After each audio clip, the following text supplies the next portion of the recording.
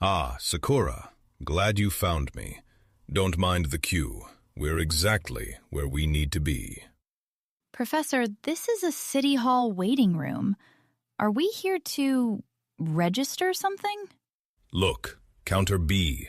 A foreign resident, no interpreter, and the staff member just pulled out a translation app. One tap. Oh, I see it. That's kind of beautiful, actually.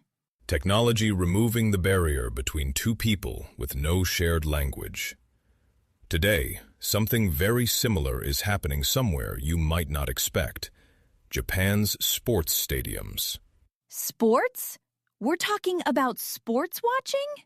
More specifically, the complete reinvention of what it means to watch a game in Japan. The global sports spectator market is projected to hit nearly $235 billion by 2029. Japan is right at the center of that transformation. $235 billion. That's wild. And here's where it gets interesting.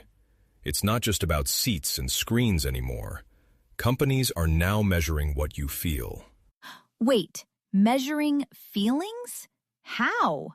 DAZN and the ad agency Hakuhodo developed what they call a sports emotion score. AI analyzes match footage, audio, and real-time stats, and assigns a numerical score to audience emotion. The highest recorded was 390 during a specific Kashima Antlers match in the J1 League. So the AI basically knows when you're about to jump out of your seat. Exactly.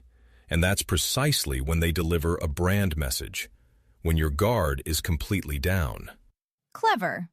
A little unsettling, but clever. Now, Dentsu went further. Their sports futures lab, with Waseda and Tokai University, measured the brainwaves and heart rates of 14 spectators at a live FIFA World Cup qualifier. They put sensors on people at an actual match? They did. And the finding was striking. Strangers sitting far apart showed stronger emotional synchronization than people sitting side by side. That's kind of heartbreaking and kind of amazing at the same time. You feel more in sync with someone across the stadium than the person next to you? The stadium creates a collective emotional field, and it's directly tied to fan well-being and long-term loyalty. Speaking of loyalty, Professor, my friend tried to buy a Hawks ticket and the price kept changing every time she refreshed the page. Dynamic pricing. SoftBank was an early adopter. Every seat updated every 15 minutes based on demand. Nagoya Grampus introduced per-seat dynamic pricing across the J-League. Spending on sports watching has hit an all-time high this year. But doesn't that push out the fans who've been showing up for years? That is exactly the tension. Clubs want to maximize revenue, but core fans feel priced out of loyalty. Go too far, and you get a stadium full of tourists, empty of soul. That's the real risk, isn't it? Some companies are taking a completely different approach. Not making the stadium more expensive, but making the game more accessible. Sony's app FavoriteSpace lets you replay a match from a specific player's exact viewpoint using motion tracking technology. Their sports business is targeting roughly $250 million in revenue by March 2028. But here's the thing, Sakura. Some of the most interesting developments aren't about high tech at all. They're about people finding each other.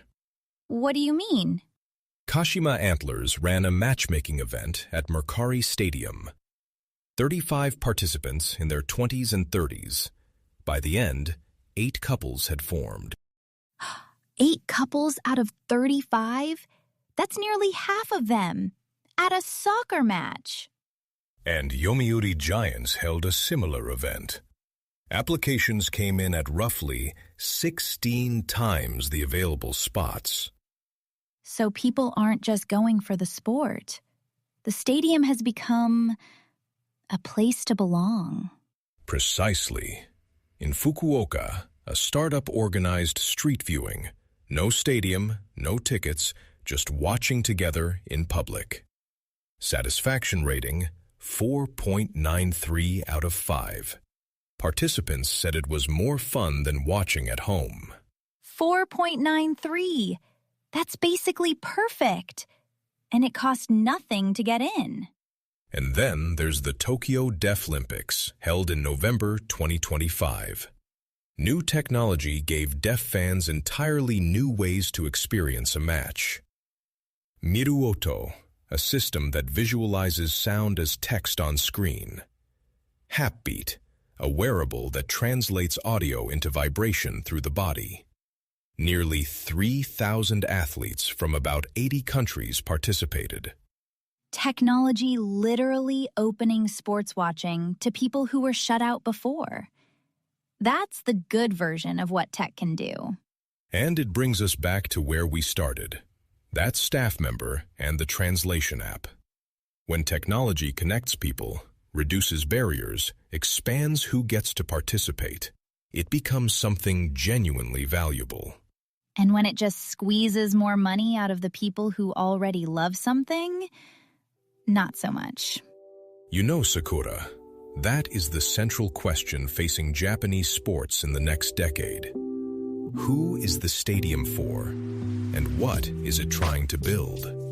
I think I want to go to a match.